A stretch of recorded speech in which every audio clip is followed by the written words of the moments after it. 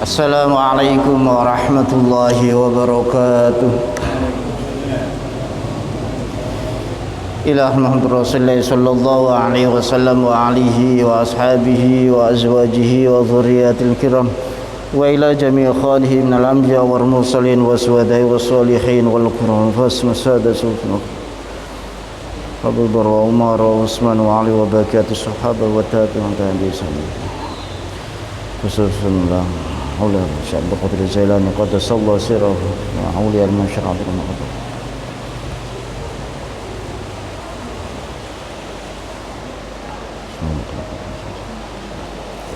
Syekhi wa masyayikh indak sallallahu alaihi wasallam.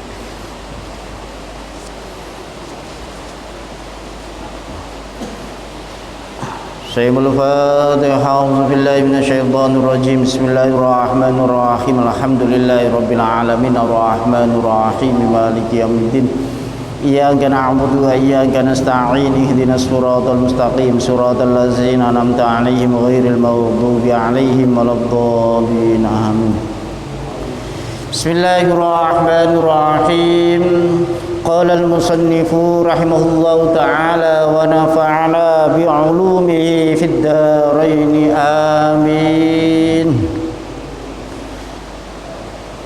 Pasik bab haji.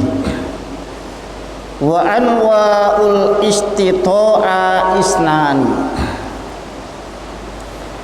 Utawi iki pira-pira wernanih ikilah istita'ah, termasuk mampu di dalam menjalankan ibadah haji itu ada dua. Yang pertama istita'ah bin nafsi, mampu dengan dirinya sendiri, piyambakipun kiyat, piyambakipun punya kemampuan untuk menjalankan di dalam ritual-ritual ibadah haji yang dilaksanakannya. Wa ya istita'a bin nafsi, al istita'atu bi nafsihi au biman yusa'iduhu fi mubasyarati a'malil haji. Istito'ah secara khusus berhubungan dengan dirinya, tapi makna istito'ah secara luas di dalam bab haji ini kemampuan seseorang terhadap dirinya di dalam menjalankan ibadah haji tersebut, atau dia tidak mampu karena kondisinya mungkin kena stroke, kena mati separuh, lumpuh, atau keterbatasan sakit yang lainnya. Au biman yusa'iduhu, utawa kelawan wong sing saged membantu dia untuk bisa menjalankan ibadah haji.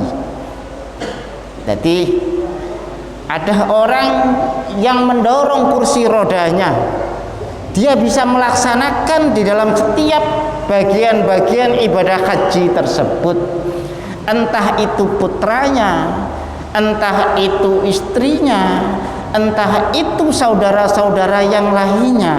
Kalau memang itu ada yang seperti itu, maka itu adalah bagian dari istito'ah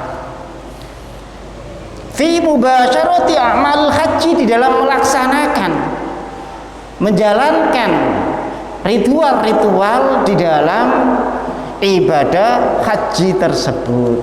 Jadi mungkin itu kadang-kadang pun sepuh, karena itu adalah bagian dari kewajiban yang mampu harus menjalankan ibadah haji, maka kemampuan itu harus dilihat sampai pada batasan-batasan ini. Nah, ketika seseorang mendapatkan kewajiban untuk menjalankannya, wonten kalane haji karena dia kewajiban, wonten kalane haji karena dia bernazar. Atau memang haji di mana dia melakukan ibadah haji dalam tahun yang kemarin ini rukun-rukunnya belum terpenuhi. Kalau rukunnya belum terpenuhi, dia masih menanggung bagian dari orang yang melaksanakan haji. Ora oleh nikahno anake. Karena apa? Karena haji yang kemarin itu belum selesai. Karena dia meninggalkan orang melok wukuf semisal. Nggih. Orang melok wukuf semisal wae wukuf keturun nang maktab semisal mau kata ngoten. Akhir kancane mulih melok mulih. Padahal wukuf tidak boleh diganti sebagaimana membayar denda atau yang lainnya. Dia harus mengulang tahun besok untuk melaksanakan haji. Maka dia harus dihukumi atau berhukum sebagaimana orang yang ihram. Termasuk tidak diperbolehkan menikahkan. Mongko niku nggih kadang-kadang dipek mantu haji niku nggih alhamdulillah. Tapi kalau memang di dalam menjalankan ibadah hajinya itu adalah betul-betul dijalankan sesuai dengan ketentuan perintah atau ketentuan syariat yang dijalankan tersebut. Jadi kuatir nek haji nang kono niku ora gelem melu sebab apa? Halah kumpul-kumpul nang kono aku tak nang maktab wae, aku tak nang hotel wae. Engko lak balik mrene maneh ta.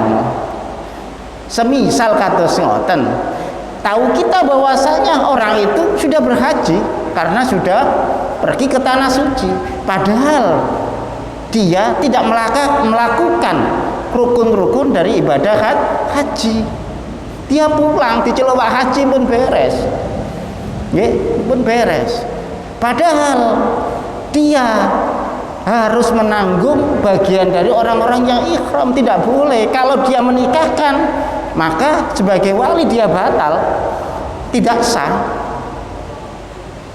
Nah niku kedah atos-atos. Fayastajiru rajulan yaquduhu ila masyairi in kana a'mah walam yajid man yutihu ka ibnihi au abdihi. Fayastajilu rajulan, kalau keluarganya tidak ada yang mendampinginya, anak-anaknya gak punya anak semisal, atau keluarga yang dekat tidak ada, tapi dia punya biaya untuk mengupah atau membayar orang supaya melayani dia selama dia ibadah haji. Fayastajiru rajulan yaquduhu ila masyari idza inkan a'mah. Atau orang itu buta. Orang buta itu nek orang nak sing nuntun kan ndak bisa. Tapi dia awakmu nek gelem nuntun aku, engko tak upahi. Tak kei bayaran. Semisal orang yang sudah pasrah seperti itu akan diopeni karena apa? Dia sudah membayar. Beda dengan nangkut itu yang penting melak lain. Nah, kalau dia dalam keadaan buta, dia mampu membayar orang untuk menuntunnya di dalam melaksanakan ibadah haji, maka itu bagian dari istitoah.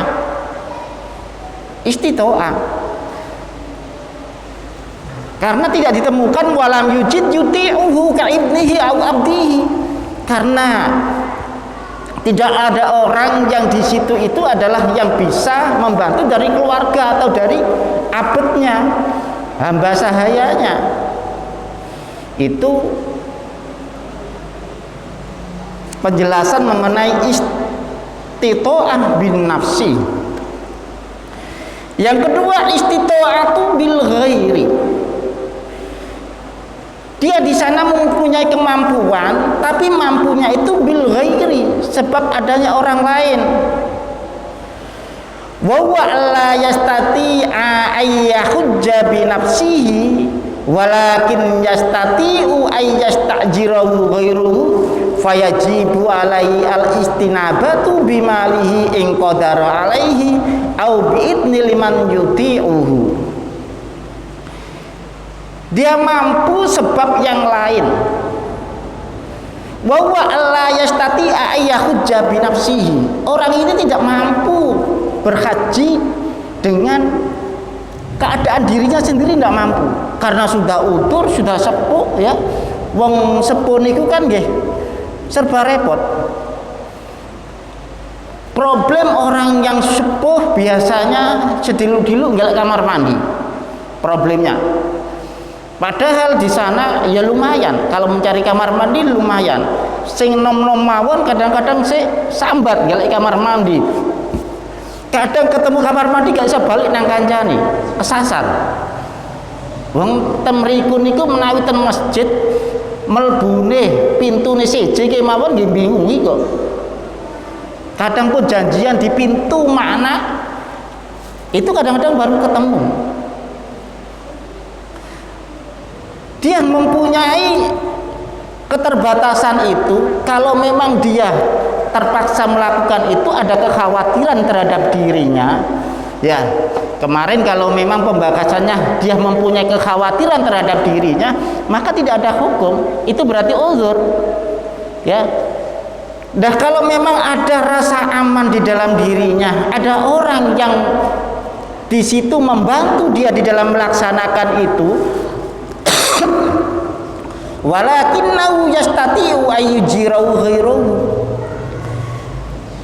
Duit tinggal haji, semisal dia setelah mendapatkan rezeki, mbuh tanahe payu, mbuh dagangane laris, mbuh usahae maju, dia bisa membayar pokok dia berangkat ke sana.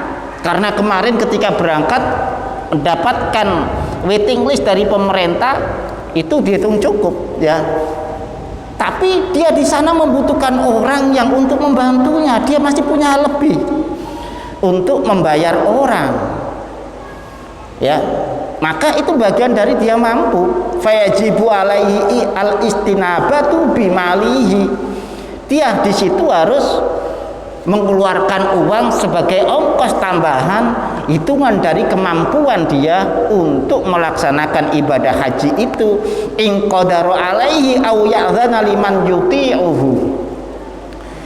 Jadi kalau sering cerita menawi nyanjangaken menawi ibadah haji niku ibadah yang misteri. Apa yang kita lakukan di sini, kehidupan keseharian, akan menjadi bagian yang kecil dari dunia ini, menunjukkan bagian dari akhirat. Nek nanggone masyarakat senengane entengan, alias entengan niku wis ora pandang bulu, siapapun itu nek butuh bantuan dibantu. Entengan, ora pamrih. Niku biasane nek ten mriku nggih ngoten. Selalu saja menemukan adanya keajaiban-keajaiban di luar nalarnya, selalu ada yang membantunya. Selalu ada yang membantunya. Wong yang berhaji itu bukan hanya dari manusia saja. Ada dari malaikat. Ada dari bangsa-bangsa yang lainnya, alias bangsa jin juga ada.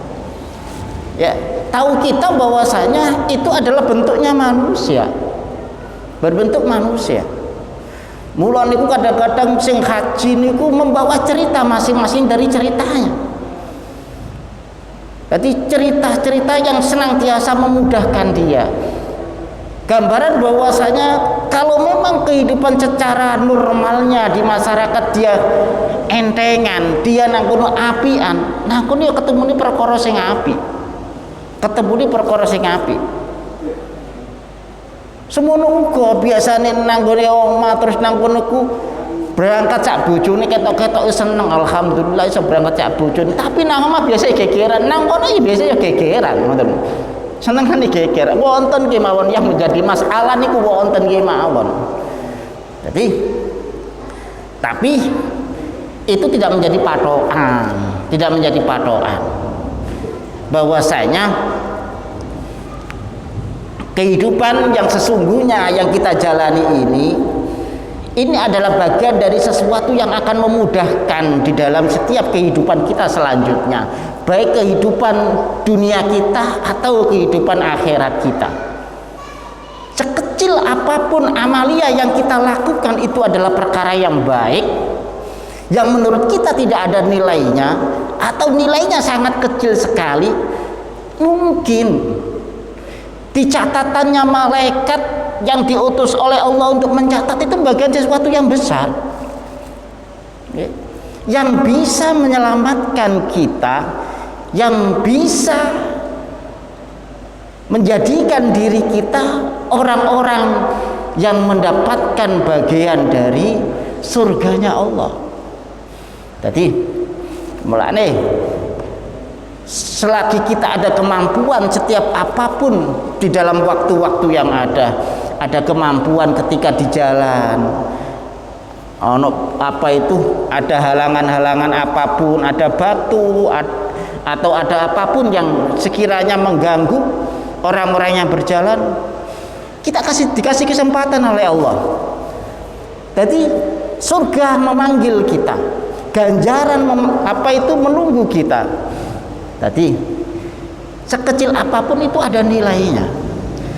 Jadi di dalam setiap kehidupan kita, waktu ke waktu itu senantiasa bertemu dengan dua perkara. Perkara yang menjadikan kita adalah bagian dari sesuatu yang baik, perkara yang menjadikan kita dari sesuatu yang jelek. Kita memilih. Kita ketika melakukan kebaikan-kebaikan itu dilihat orang atau tidak, itulah yang kadang-kadang yang saya maksud. Ada sesuatu yang kadang-kadang kita itu tidak menganggapnya pernah melakukan itu, tapi itu adalah ada laporan dari pahalanya, ganjarannya. Ketika kita menemukan sesuatu yang dilarang, kita terus menjauhinya karena ingat kepada Allah, itu adalah bagian dari sesuatu yang dilarang. Kita meninggalkannya itu termasuk bagian dari sesuatu yang diganjar, karena tidak melakukan sesuatu yang dilarang. Jadi ada dua sisi yang senantiasa kebaikan dan kejelekan, kebaikan dan kejelekan. Ya. Nah, makanya kita senantiasa minta kepada Allah dimudahkan untuk senantiasa bisa melakukan amalia yang baik. Ya. Karena apa? Untuk menunjang. Mungkin dari amaliyah itulah yang kadang-kadang memberikan berkah terhadap kehidupan kita, terhadap keluarga kita, terhadap anak-anak kita. Kita tidak tahu, ya. Jadi timbal balik itu selalu ada. Jadi biyen bae iku wong sing entengan, wong sing nang kono kuluman, wong sing nang kono iku gampang tulung wong. Ketiba putune pas putune susah, dilala wonten kemawon sing nulung. Jangankan bangsa manusia, bangsa jin juga begitu. Dadi kata rumiyin bae iku bagian nang kono iku nambani wong. Terus ketiban putune nang kono digudhut jin. Ngoten jin mawon iku mara kadang-kadang. Aku biyen iku pernah ditulungi ambek mbahmu. Itu bangsa yang bukan dari bangsa kita. Makanya setiap kebaikan itu selalu ada nilai-nilainya. Jadi kita kalau memang bisa melakukan ini, entah untuk diri kita, untuk keluarga kita, anak turun kita, selalu ada nilainya nantinya. Ikmalul haji salah satu arkanun wa wajibatun wa sunanun.